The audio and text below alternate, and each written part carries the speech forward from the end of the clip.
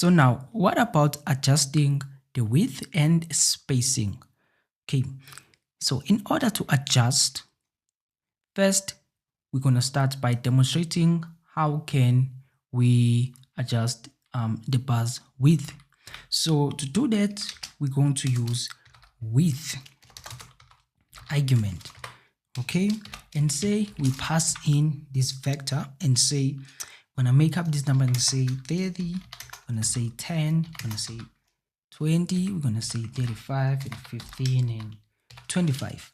Okay, so if we run this now, what has just happened is that if there is a high value for width, the high value will make the bars even more wider.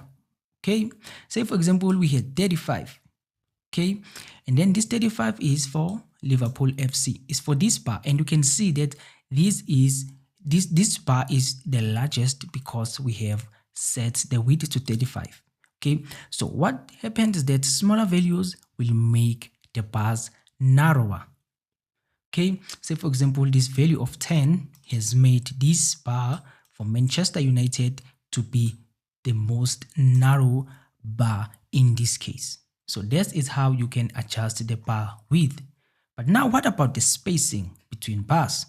So if you want to adjust the space between bars, to clear the console, so now we want to adjust the spacing between bars. So what we need to do is we simply need to say space. Say for example we use 1. So what happens?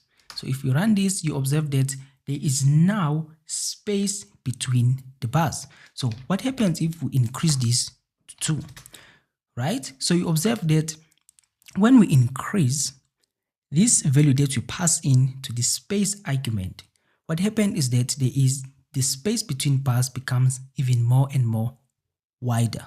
Okay, so if we pass in 3, there is more space between the bars if you increase the value that you pass in to the space argument. So that is how you can adjust the width of your bars and also add spacing between the bars.